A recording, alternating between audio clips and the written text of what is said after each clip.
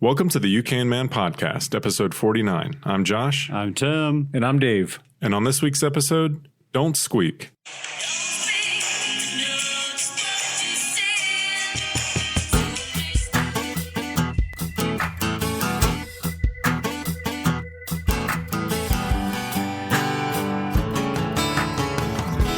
right, guys, welcome back to the You Can Man podcast, where we believe what one man can do, you can do as well with the proper know-how and a little help from your friends. You may have noticed our little No Doubt song there. It was pretty cheese, right? It's a nod to the 90s, am I right? We came up with the title, and then we were like, we should just play that song. Yeah, and don't squeak. It's a huge hit. Don't squeak, don't speak. Yeah, super cheese. Anyways, we're talking about squeaky floors. Everybody's got them, right? Everybody's got them, and no one does anything. No one does anything, and I don't think a lot of people think that they don't know that they can do something about it. Truth. Yeah, it's just something that we just deal with. I do the same thing. I just don't do anything about it. Anyways, we're gonna get into talking about squeaky floors and how you should do something about it. Yeah, and how to remedy the problem, right? Yeah. All right, but guys, first off, what's been going on this week? Dave? I don't know. Don't know. It's exciting. Dang, Dave with like nothing to talk about. No, I got something to talk about. For me and Josh, it's kind of the end of an era, isn't it? Yeah. Oh, yeah. So, and we're not talking about leaving this show. No, we're not. Okay. Yeah, that's not happening. But I guess for me, like 12 years ago, we've been playing softball. One of us has been playing consistently for 12 years, every season. That'd be me.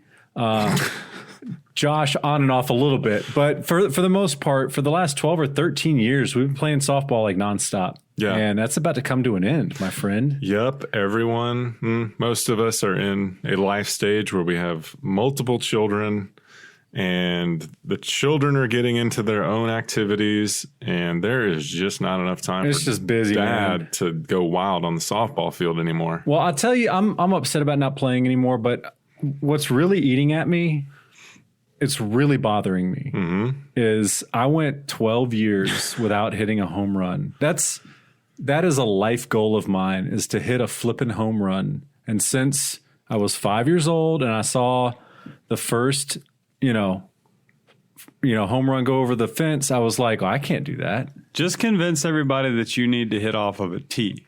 I don't think that would make a difference. No, that's harder. It's harder. Yeah, really? Yeah. Well, yeah, you lose some energy there. But anyway, it's eating at me, man. That's too bad. It's bothering me. This could be a You Can Man project. Yeah, I guess. I mean, but listen, I played softball through my 20s and 30s. And if I'm not doing it then, it's probably not gonna. I'm not gonna say it's not gonna happen, but I'm a little bit disappointed in myself. Odds are I never really applied myself, I'll say that. But whatever.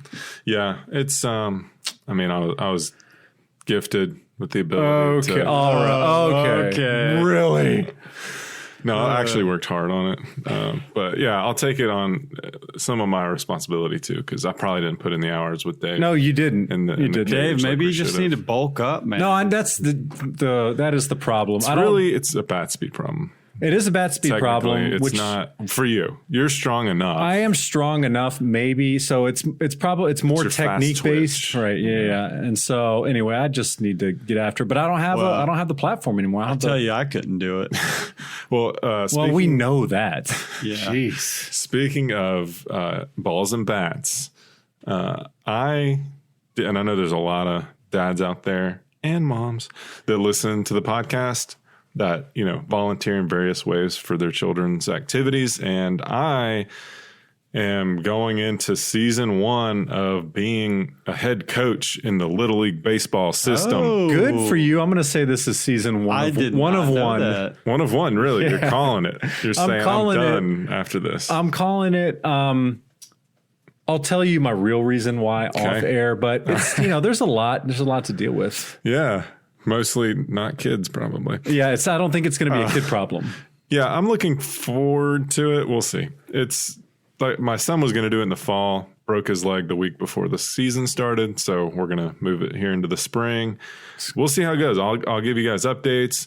We're still at the age where we don't keep score. Updates. My kid's on the team. We're going straight to the top, brother. Well, I need your help as my assistant coach. I'm your unofficial assistant. One of the assistants. We had this discussion off air. I can't commit to being an official assistant. So I'm an unofficial assistant. And look, we're going straight to the World Series. Yeah, with that's the 5-year-olds. goal. Well, That's the our goal. local Who don't keep score. Our local park, if you will, what do you call that? Association, Yep. whatever.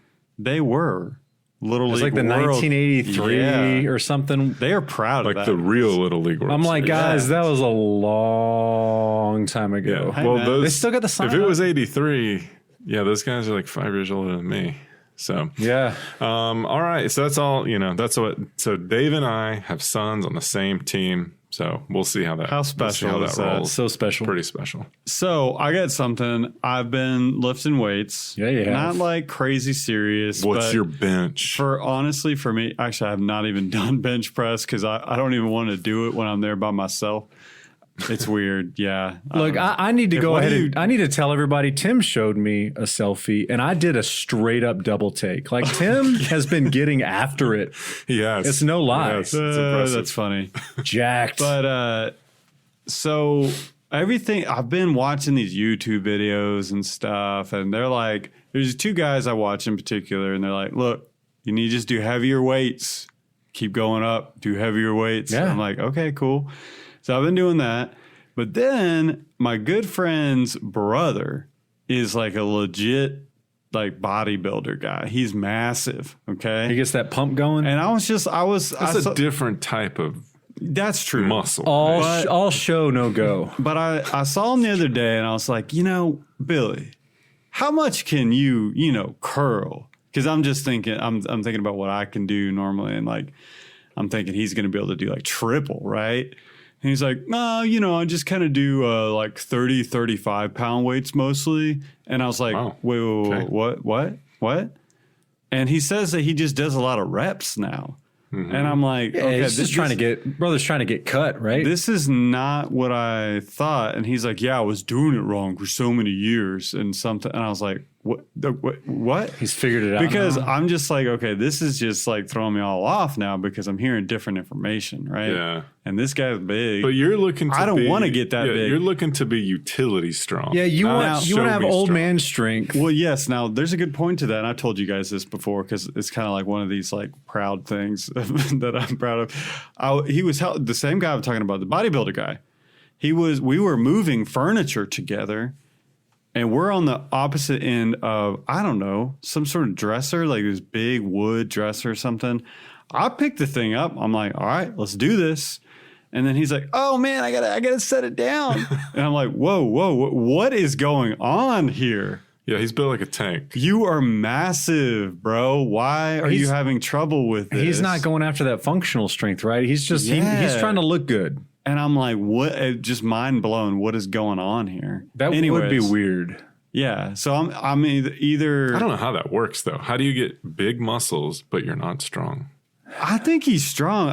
Maybe it was a grip thing. I'm not really sure. I don't know. Interesting. Anyways, further research is required. So I need So to. you're still so any strong guys out there? Let us know yeah. what to lift. Well, what are your goals, Reps Tim? or You're weight looking to or- get you want No, I definitely do not want to get big. yeah, you Like don't my want to get friend Tim doesn't Billy. want to get thick.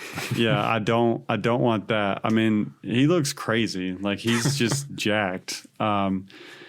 Anyways, not that he looks bad. I mean, he's just a big dude and He looks like a bodybuilder. Yeah, for real. Like, but I'm just like, you know what? Does he No. have that thing where his arms don't go down? Yes. Like Yes. his arms Yeah. stick out. I mean, Yeah. it's like he's Well, like he's got the look that like when he enters a room, people are like, "Whoa, Right. You're massive. Yeah. And, yeah, I mean, that's him." But Tim doesn't. He's built. Tim doesn't want. You don't want that. Well, No. you'd have a long way to go, I'd say. Oh gosh, I mean, yeah. At 38, I don't think that's going to happen, and I don't want that anyways. But anyhow, all right, let's get on to some squeaky floors. Let's don't here. squeak. Let's do it. Don't squeak up in here.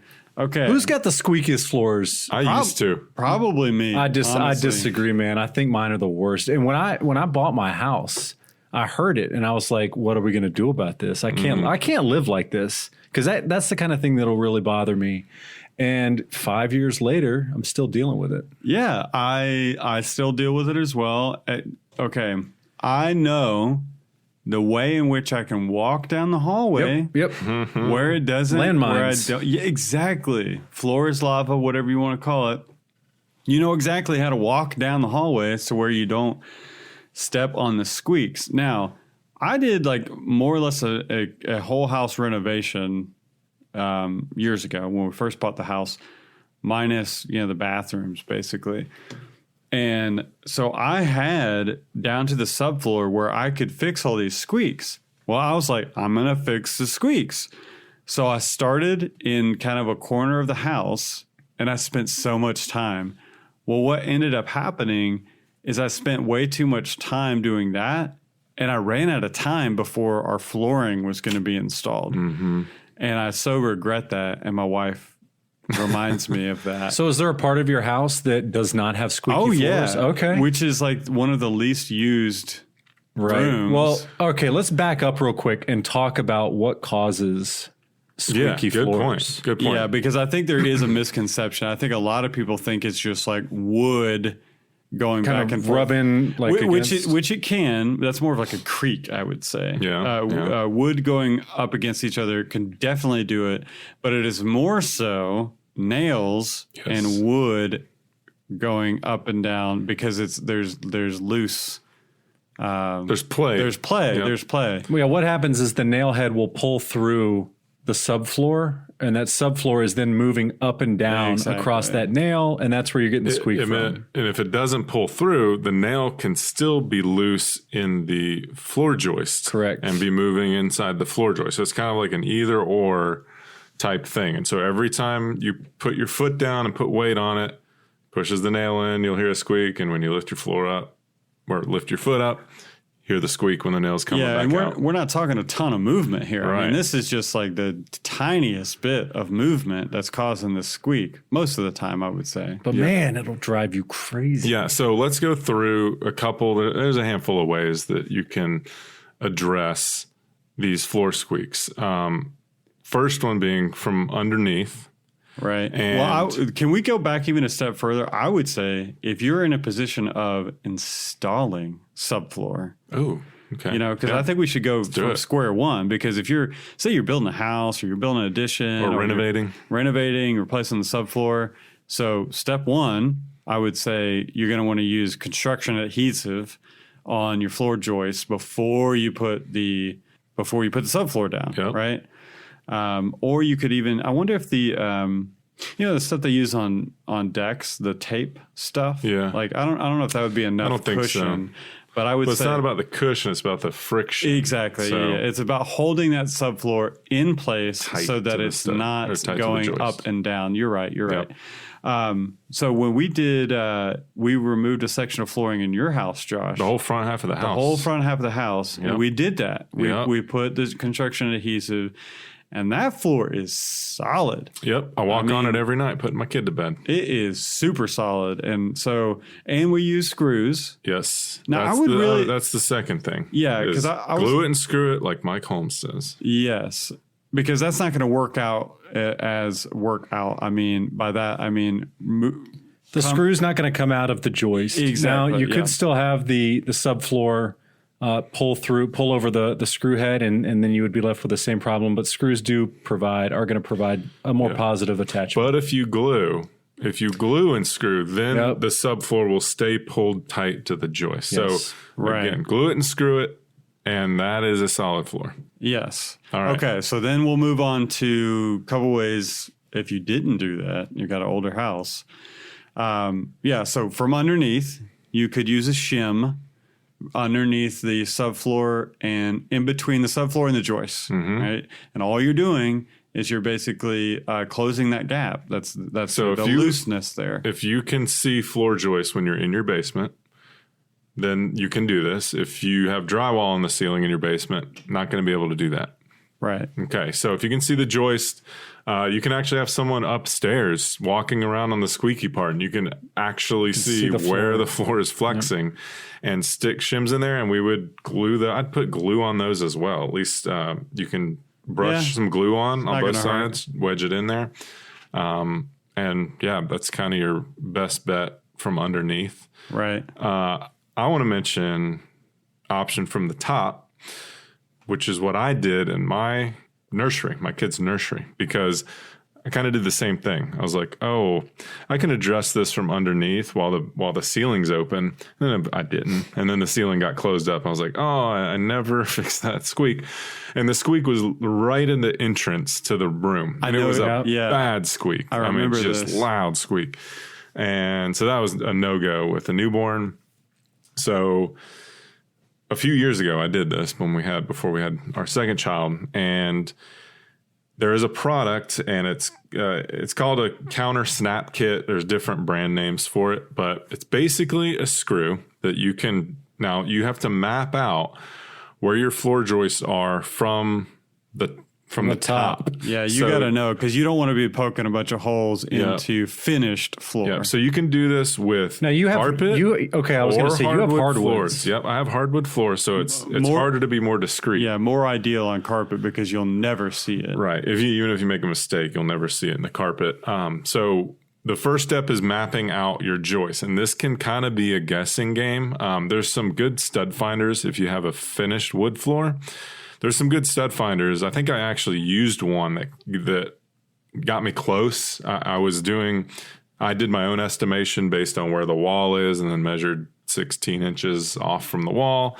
And then kind of tried to confirm that with the stud finder, and it was giving me pretty positive results on that. So once you try to map out those floor joists, and it's tough, you just kind of have to know which way, or figure out which way your joists are running. You can do that a couple ways. If you have like a floor register in that bedroom, let's say, you can pull that register up and maybe peek in there and see. It might be some trial and error. Safe bet for the way that they're spanning. My first guess would be the short direction of the room. That's going to be the first. That'd be the first option. All right. Thank you, structural engineer. You're welcome. All right. So I'm here all night. So short depth would be maybe a first step, right? Yep. All right, so once we get these floor joists mapped out, you can use tape, like painter's tape, to kind of give you a visual of what you're going to be doing. And where this squeak is, you're going to put one of these countersink screws. And again, it's a special screw. They sell the kits at the big box stores. And you can attach it to your drill, so like your cordless drill. It screws in a screw through the subfloor into the joist, pulls the subfloor tight to the joist, and then it actually recesses or countersinks itself just below the surface of the subfloor, and it snaps off. So like the head of it snaps off. So there is nothing left. It's just the shank down there. And so again, on finished wood floors, this is a little tricky. My wood floors have what I say character, so you can't really see because they're just the tiniest if they're darker. Yeah, and if you have darker floors, it hides more easily. But man, I had to put in a lot. It was a pretty big area of deflection. So I probably put in 12 to 15 of these things, but it took out 97% of the squeak. Oh, that's great. Nice. Now, so if you have carpet like I do, something that I've seen people do before is, so a stud finder's out in that situation, it's not going to work well enough.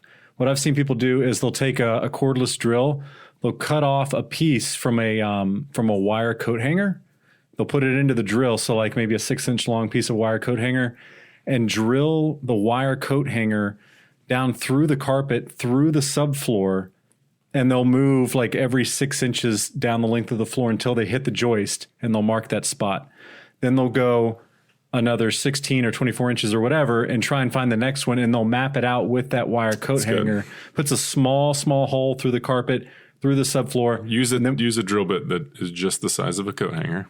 Right. And then the difficult part after that is getting when you attach the subfloor to the joist that you find, is getting the screw head down below the carpet. So you don't want to put it through the carpet and pin the carpet down to the subfloor, because then you're going to have kind of a divot down. Well, this product I just mentioned can be used on carpet as well, and it snaps that head off. Very nice. So there's it's all flush. That's what I've seen. I saw them use that on this old house, the same product.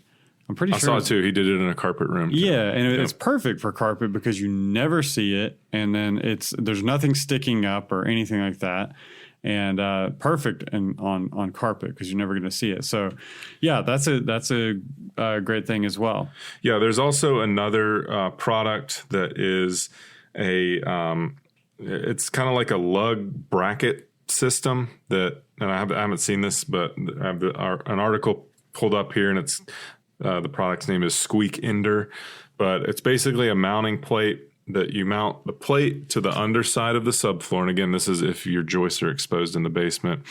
You mount the plate to the subfloor, and then there's kind of like a rod that comes down and with a clamp on the other end, and that clamp goes up under the joist, and then you can tighten that system so that it sucks the floor down and pulls against the joist at the same time. How does it go? How does it attach to the subfloor and not poke through the top? I guess it probably just uses really shallow short screws. Huh, okay. Probably just little 1/2-inch screws or less. Okay. So yeah, I think, and I mean, other than that, there's problems. Like my house still has problems with, and it's an older, the back half of my house that we didn't reinforce the subfloor.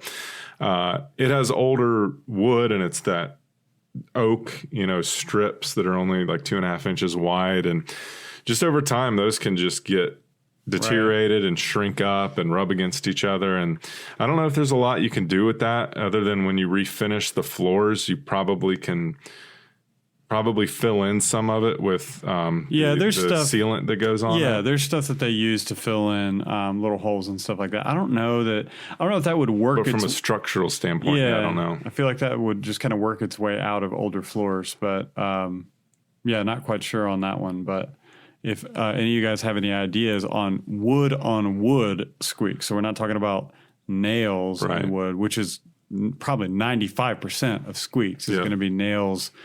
With wood. It may be a situation where you're actually kind of, and again, not ideal, but kind of refastening the floor down somehow. Right. But again, that's you're getting into aesthetics a lot in that situation. So why do you guys think that we just don't deal with squeaks and we just live with them? It's kind of like I've had a piece of painter's tape up in a room on the ceiling for 3 years now. It just starts to blend in with the scenery, and you don't even notice it after a while. It becomes part of your environment. I think that's part of it because, I mean, those squeaks, they do drive me crazy, but after a while, you just get used to it. I've got a friend, and he's got these super squeaky stairs, basement stairs. And I'm like, bro, because he can fix it. Like, why don't you fix that? He's like, that way I can hear people coming. There you go. That's a good point. Okay. No one's sneaking in or out. Yeah, I can see that. Yeah. Yeah, the one I addressed was because it was in the nursery. Like there's other areas in the house that I could probably address still, but I've got a landmine in front of the nursery that I step over pretty much every night because it's loud. Yeah. And as a kid, I discovered that if you walk along the walls, that's usually like the tightest part of the floor. You can yeah, totally. And that's so true because your subfloor would have gone in before your walls, right? If you got, Not unless you got like balloon framing or something, a super old house. But so that makes sense because it's wedged under that wall. Yep. So that's not why it's not squeaking. It's more so in the center of that hallway that you're going to have the squeaks. Yeah. So kind of like last week, I mean, we just threw out a few quick tips, and this is a quick weekend thing. This is a big impact with little effort. Yeah. So guys, this is your encouragement to fix those squeaks because I've got some squeaks that I need to fix too because I think I've got the kit. You can borrow it. I think I'm going to have to do that because there are a couple. But they're like in a pretty prominent place, like in the hallway. So I'm going to have to think that through.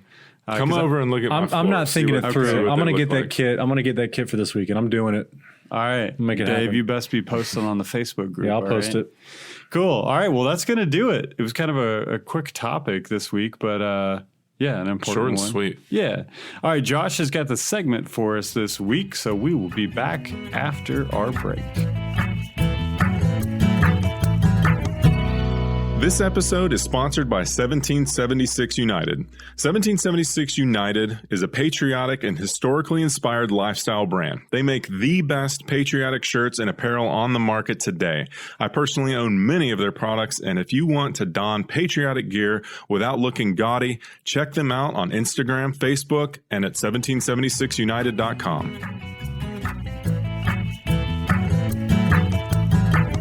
Hi, guys. Welcome back. Josh has a segment for us this week. Josh, you got a lot of papers over there. Yeah, I've got a different format. I'm usually full electronic on my iPad, but You got like old school. all kinds of things highlighted. And Yep. We'll see how impressive or unimpressive this is. Send it. So it's my segment this week, and I'm sorry to disappoint. It is not morbid. no, It's not Where is the Josh Matthews that I know and Well, love? I'll get back on track soon enough. But it's a topic, I mean, you all are going to love it. I'm sure we will. It is about GPS. Okay. It's the global positioning system. It affects all of our lives. We deal with it all the time. And, back in the 90s, people were like, ooh, GPS, that's cool. I got a GPS a navigation in my car. You had the separate box thing.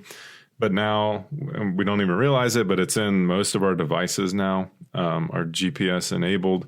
And so what is it? Like, I wanted to dive deep on it. How did we get it? How did it come about? Why do we have it? So I'm going to go through just kind of a brief history of the global positioning system. all right. So, first of all, the global positioning system is a satellite-based radio navigation system that is owned by the U.S. government Of course. and operated by the brand new United States Space Force. yes. So who operated? I knew that it started with the military. Who I believe Who the used Air to operate Force, I believe the Air Force space division. There was a Okay. space division of the Air Force. I believe that was the previous to this. So, so they basically have satellites up in orbit that talk to devices on the ground to locate them, basically. So how did we get there? Well, back in 1957, the Russians launched Sputnik. And that's early, like even 57, it seems early to me. But Sputnik, everyone knows what that is, but I'm not that old, so I felt like that was a 60s thing. Anyway, 1957. So once that thing went up in the air, and that was the first fully orbiting. the first first satellite, artificial satellite. Yep, Sputnik 1. So while it's up there, a couple of dudes, I won't give everyone's name for this, just for time's sake. Protect the innocent. Right. So two physicists at Johns Hopkins University at their applied physics laboratory, they started monitoring the radio transmissions that were coming from Sputnik just because hey, there's this new object in space. Let's see if we can listen to it. So within a few hours, it became apparent that the Doppler effect was having an effect on these radio waves. And Doppler effect is sound being affected by something either moving towards you or moving away from you. And you can tell by the different signal that it gets or the different pitch. If it's like a train horn, everybody's So they heard figured that. out the distance. So yeah, they can figure out real quick, they can pinpoint where that satellite is in its orbit based on these radio waves going back and forth. So the director of the Applied Physics Laboratory said, hey, you guys are going to get some special access to what's called the UNIVAC to do some heavier calculations on how we can track these objects in space or these satellites. So the very next year, deputy director of the APL asked these guys to figure out the inverse problem, which is how could we use a satellite to pinpoint a user's location? So going the other way. At the same time, the Navy was trying to develop a similar technology for its Polaris missile because submarines were going to be starting to launch missiles and they needed to pinpoint the locations of these submarines. So they basically started developing something called the transit system. It was first successfully tested in 1960, and that means they launched 5 satellites into orbit, and they could provide a navigation fix for objects on the ground. But the problem was at the time, it took an hour to send and receive this data. So when these Navy submarines were using the system, and when the Navy was trying to locate their submarines, there was like a huge latency issue. So in the 70s, all of these universities they were working with military agencies. They all realized they were kind of working towards the same problem, or trying to fix the same problem. It was going to take billions of dollars for all of these military branches to get a constellation of satellites up. Were they all competing? They weren't really competing. They were just like, the Navy was like, I need to locate our submarines. And the Air Force is like, we need to locate our equipment as well. Right. And so they're all kind of just working toward. The Army had some things going as well. It was going to be expensive. Well, lucky enough, the Cold War starts raging. Previously, there would be no sign-off from the government on a spend like this. But because of the Cold War arms race and the nuclear threat to the U.S., Congress was like, let's do it. Let's spend all that money. So this is really what spawned the GPS movement as we know it today. So it was done in ultra secret at the time. And the nuclear triad, which was these military agencies, which was the United States Navy's Submarine Launched Ballistic Missile System, which are SLBMs. The Air Force had strategic bombers and intercontinental ballistic missiles that needed this technology. And so those three things, the subs, the strategic bombers, and the ICBMs, all together was the nuclear triad, and they all were considered vital pieces that needed this GPS technology. So during Labor Day of 1973, 12 military officers at the Pentagon discussed the creation of a defense navigation satellite system. And at this meeting, the real synthesis of GPS was created, and they actually named that program Navstar. I feel like that was in a car. Navstar? Wasn't that like a system? I am thinking of OnStar. Yeah, OnStar. So with Navstar, they started what was called Block 1 of the satellites, of the prototype satellites. So between 1978 and 1985, 10 satellites were launched as kind of the first constellation of satellites that would be used for what we know as GPS today. So again, that was 1978 to 85. So how do we use it today? Like, the public can use it, right? And we're talking about this super secret, like, military stuff. So how do we get to the public being able to use it? Well, in 1983, a Korean Airlines flight, which was a 747 with 269 people on board, was shot down by the Soviet Union because it drifted into prohibited airspace. So this is 83, and commercial airplanes did not have GPS. President Reagan issued a directive that made GPS freely available for civilian use once it was fully developed to be used as a common good. Very quickly, they started working on Block 2 of satellites, so another constellation of satellites that would go up. February 1989 was the first one that went up, and then the last one went up in 1994, that made 24 satellites up in orbit in 1994.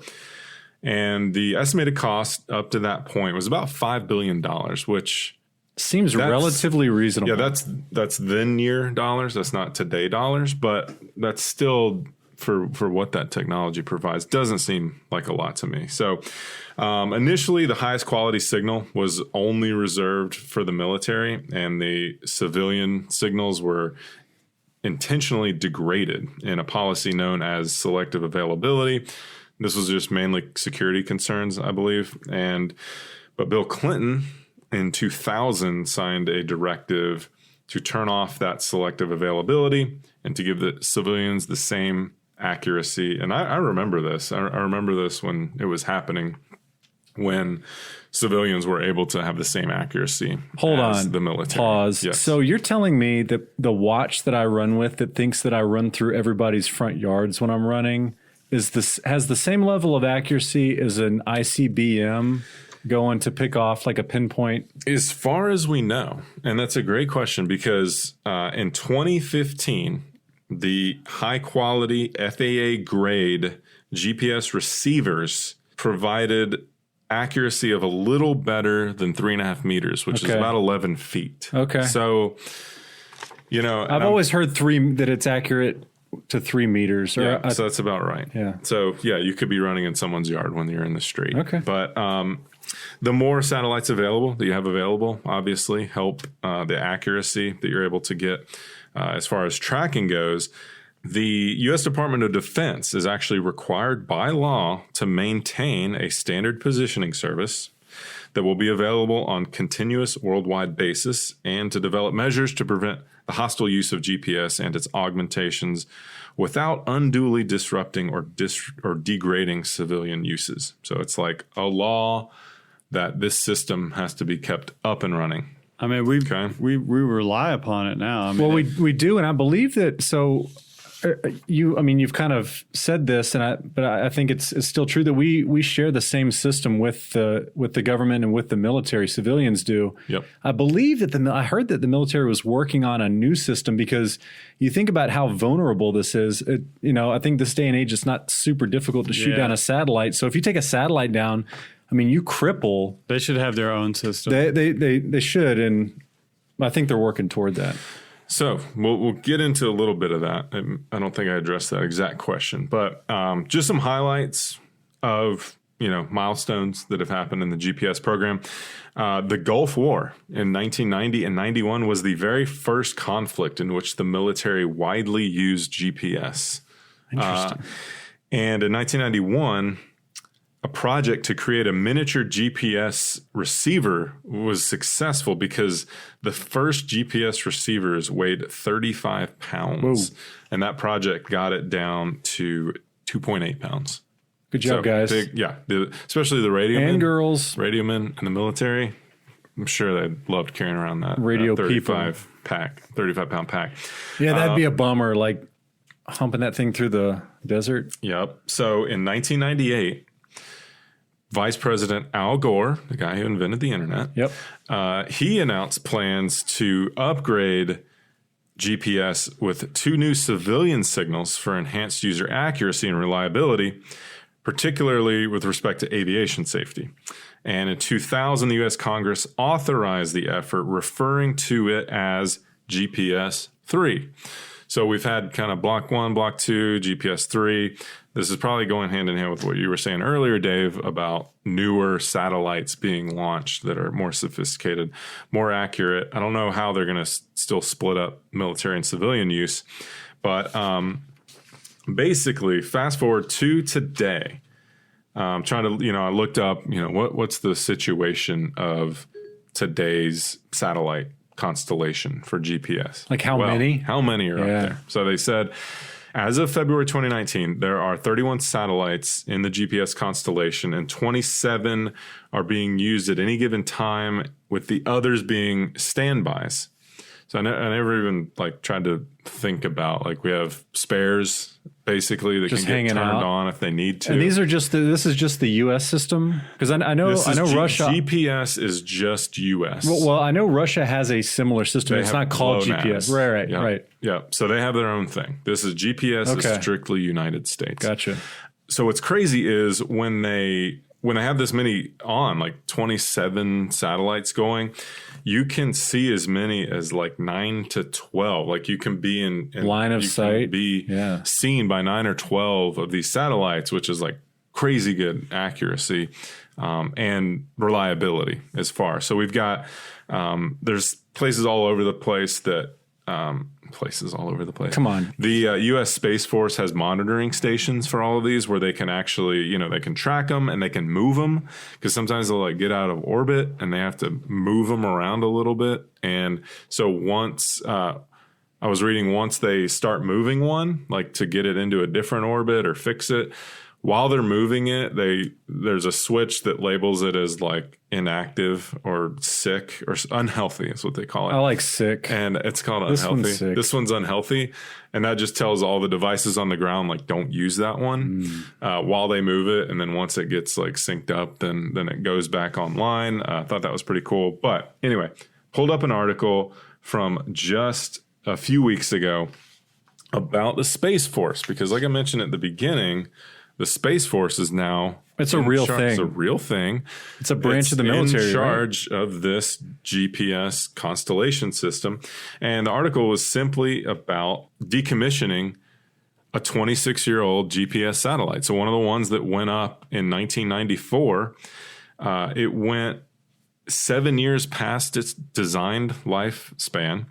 And so they're decommissioning it, which I'm guessing would mean they are going to burn it up in the atmosphere at some point.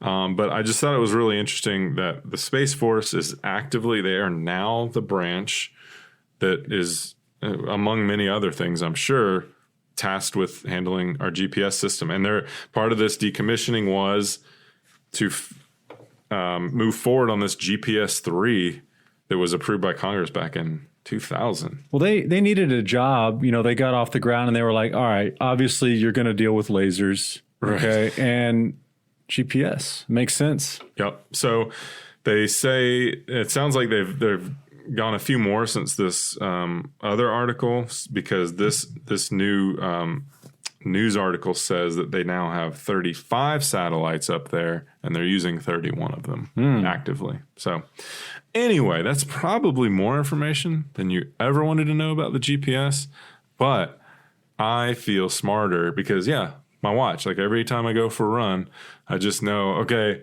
GPS is synced up, cool, moving on. But there's a lot that goes into that. No, it's definitely cool. I mean, it's like we're operating in the future. It's a cool system for sure. Yeah, I think it's something we definitely take for granted every single time. 100%. For sure. Well, thanks for that, Josh. That was interesting. Yeah. I enjoyed it. Yeah, next time let's get back to death, though. Talking about death. I will try my best. I got to figure out what I'm going to do next, Yeah, you're queued up, right? For the next pod. Yeah, I think I'm next. So you just have to wait and see, guys. Better bring it. All right, cool. Well, thanks for tuning in to the You Can Man podcast. Please take a few minutes to rate and review our podcast on Apple Podcasts. That really does help other people find our podcast. So please do that. Check out our Facebook group page for tons of helpful information. And we will see you guys next time.